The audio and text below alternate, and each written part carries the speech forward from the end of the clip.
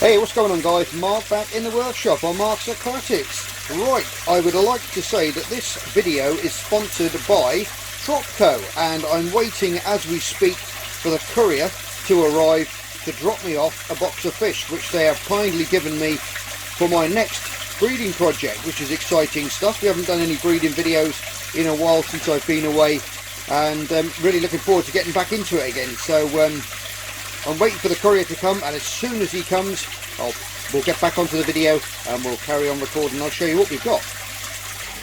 Haha, the box has arrived guys, there you go. Another massive thank you to Tropco for sponsoring this video and giving me these fish. So I think without further ado, what we should do is get into the box and make sure everyone's okay. Right guys, let's get into this box. Oh, I love doing little unboxings like this. Let's see what's going on in the box. Right, we'll leave that open. Got a nice little heat pack in there, still nice and warm. And we've got also a little Tropco leaflet there of when you unbox your fish, little instructions how to acclimate and everything, which is fantastic. In the box also some nice insulation packing and a nice black bag as well to keep them safe. Now they've packed them up in separate bags, and what have we got? Aha! Look at that. I'll get you a better view in a minute guys, but on this breeding video what we're going to be breeding is some Galaxy Rasbora, some Celestial Pearl Danios, okay?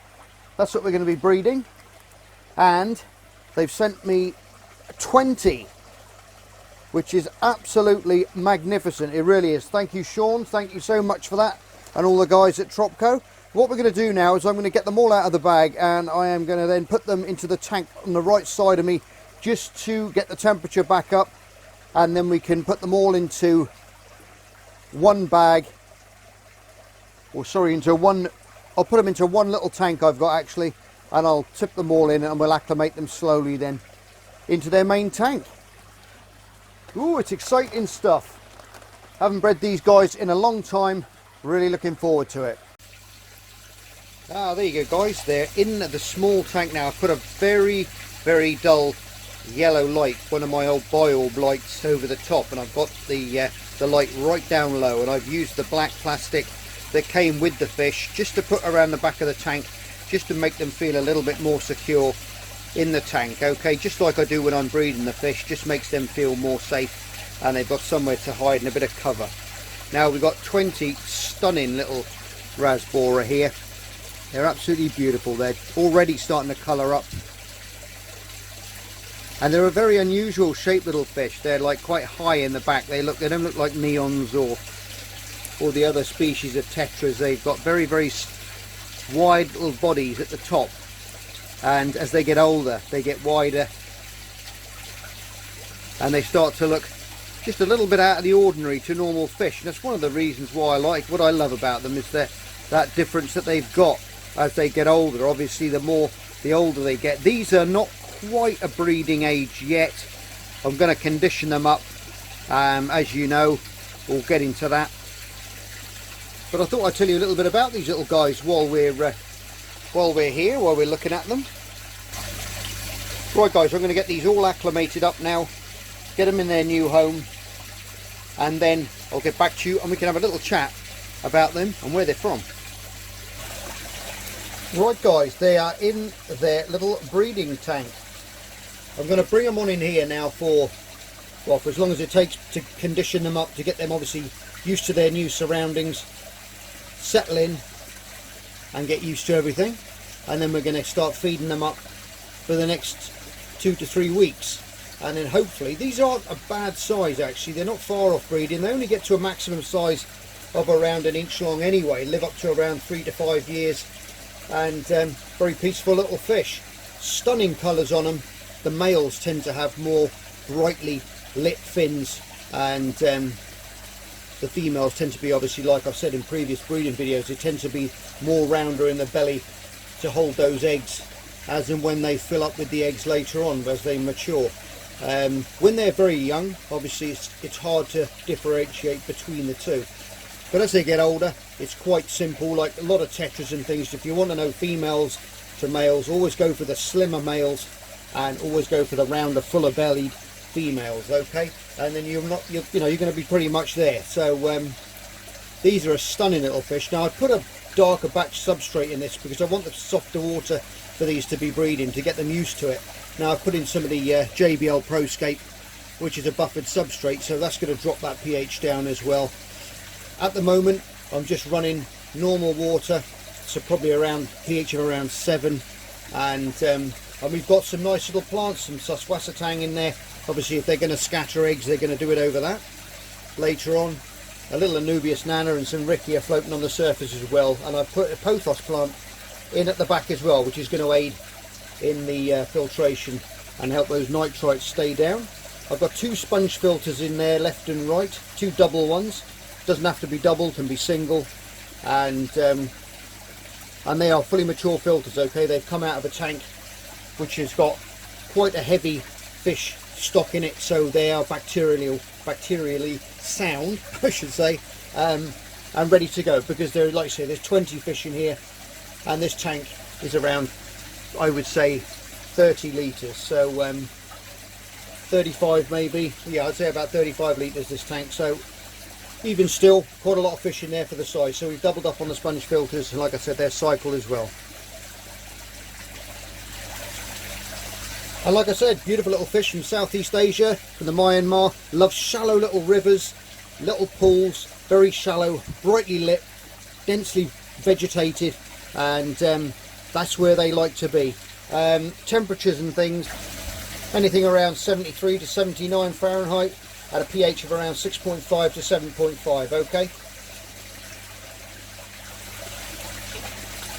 And believe it or not, this fish was only discovered back in 2006, which ain't too long back. So and it stirred up quite a big hornet's nest in the aquarium community when it was first discovered, and now, as with all popular fish, its decline in its natural habitat is on the decline because of the capture of them for the pet trade. So we're going to try and do our best, as we always do here on Mark's Aquatics, to try and breed some ourselves so we can put some back into the local fish shops and sell off to people and give some away to stop people buying them from the world if we can. I know I'm not going to save the world and the planet, but I'm doing my little bit to help out, and that is what, if everyone did that, it'd go a long way.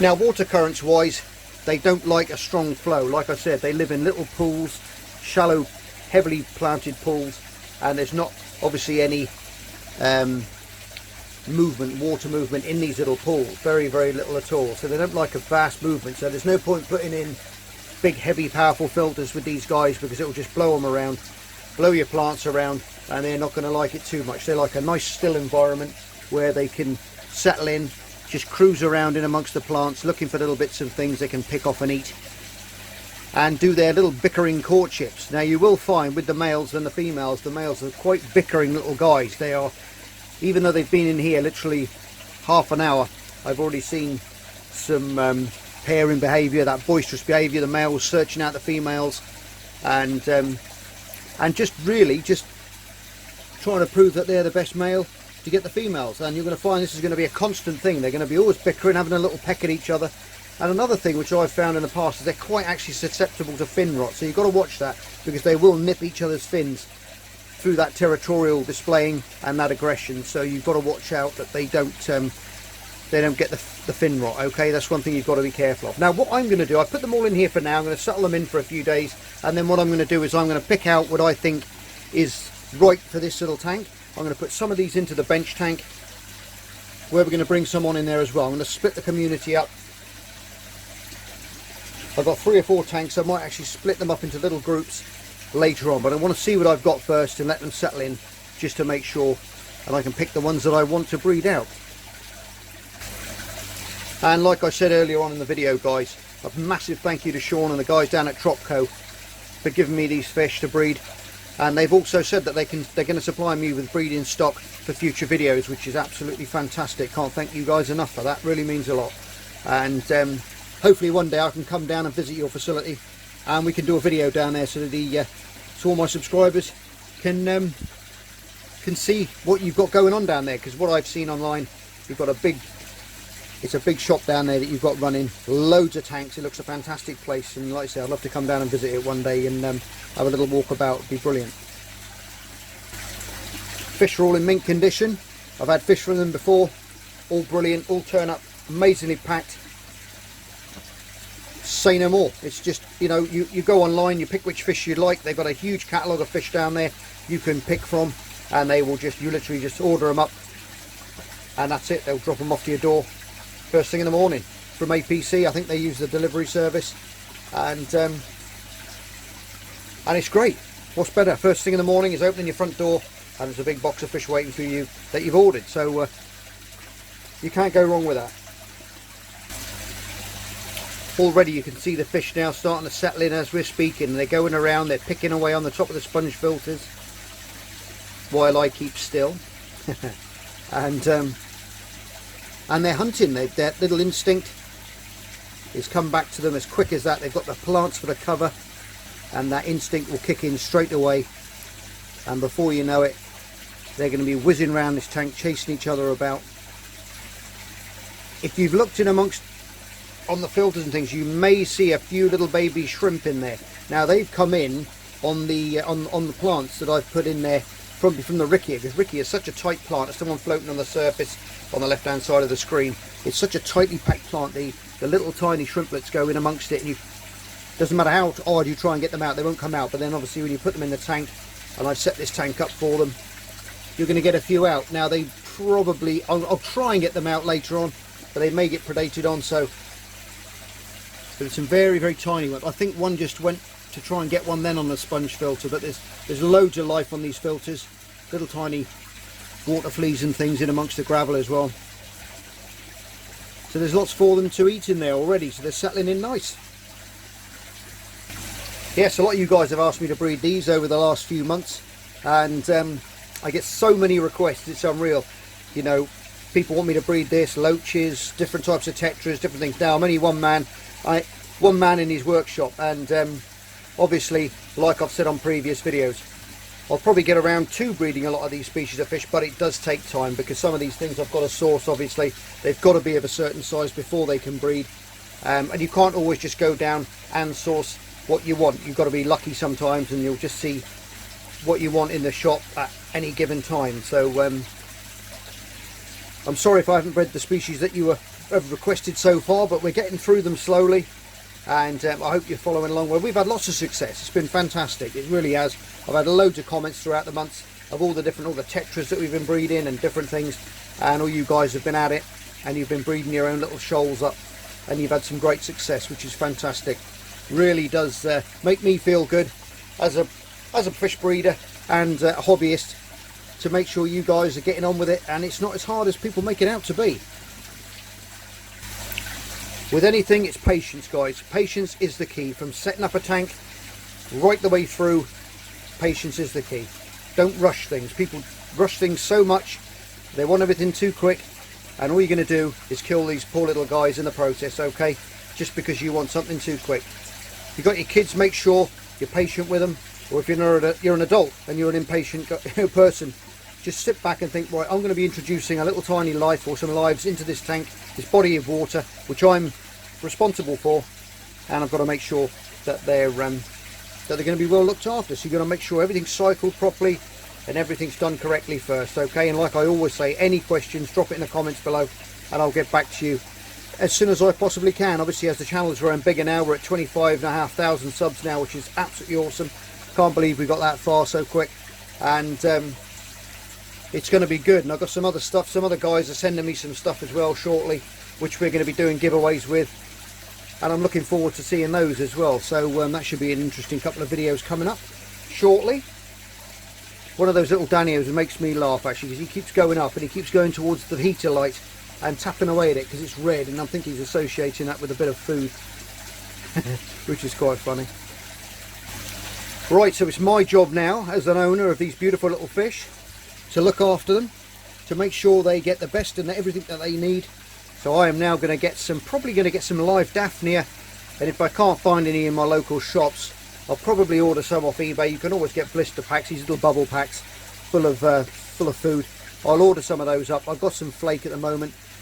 I must get in touch with Sean just to ask him what he's been feeding them, just so they're used to that type of food, because you'll find out when you go to a lot of pet shops, you'll go in there, you'll buy a fish, you'll come back and you'll be putting food in there and they're not going to be interested in it because they've been used to feeding on what they've been given in the shop. So before you go, always ask the guys at the shop what they've been feeding them first, buy a little pot of that, and then you can go on with that. So you've got something to feed them while you organise your other foods and wean them off of that onto some different food or better quality food or whatever you want to feed them. So it's always a good little tip, and they'll settle in straight away. Favourite food will go in the tank and they'll feed away on it and they'll get happier and settle in a lot quicker. Okay, yeah, really looking forward to these guys colouring up as well. They're just starting to. They've got absolutely beautiful, stunning colours. They've got those lovely spots through the body, those orange flashes, just tipped with a black little strip through the tail from the dorsal and from the anal fin.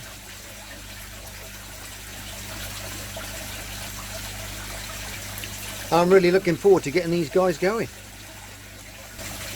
Now these little guys are egg layers. They can lay up to around 30 eggs at a time, but more likely you're going to get, I don't know, between maybe 12 to 15, and they're going to probably just stick around and they're going to go over the tops of these subwassatang here, and what they'll do is they'll court around, she'll deposit the eggs, the male will go over the top and he will fertilise those eggs, which will then hatch 2 to 4 days after. Okay, that's when you're going to need the infusoria and those cultures. Obviously we'll get into that later on. And the one thing you've got to do is once these guys lay the eggs, you've got to get them out, because the males will actively hunt out the eggs and eat them. Okay, so as you can see, they're all around the bottom, around the plants, looking for things, and if they see that lovely little pearl of protein there, that's going to be gone in a millisecond. So sometimes when they're really, I've had these guys in, you know, really heavily planted tanks before, where they will lay eggs and they will get lost in amongst bigger gravel and things, and they will hatch, and if they're lucky you might get a couple survive, or you know, you might see them and think, well, I wonder what that is. Tank mates for these guys, obviously tetras, smaller peaceful fish, nothing big that's going to eat them, obviously like Oscars and different things like that, which are going to be predatory, and they wouldn't last 5 minutes with that. Species only tanks is probably the best, I would say, or just with other different types of tetras. And you'll have a lovely little community there. When these colours pop in these guys and they put on a bit of size, in a few weeks time they're going to look absolutely beautiful. They really are. Anyway guys, what I'm going to do now is let these guys settle in. I think I have rabbited on enough. Hope I've told you enough information about these guys. Like I said, anything else you want to know, drop it in the comments below and I'll get back to you as soon as I can. Okay, and finally a massive thank you again to Tropco for sponsoring this video, for putting up these fish for this breeding project, and hopefully we'll build up a good relationship between us, and we can build a nice little series of videos. And like they said, they're going to supply the fish for the breeding videos in the future, which is absolutely awesome, really is, and I really am over the moon for that. Anyway guys, as always, you're all stars. Love you loads. Take care. You're all stars, and I'll see you on the next episode of Mark's Aquatics. Bye for now. Just me and my guitar.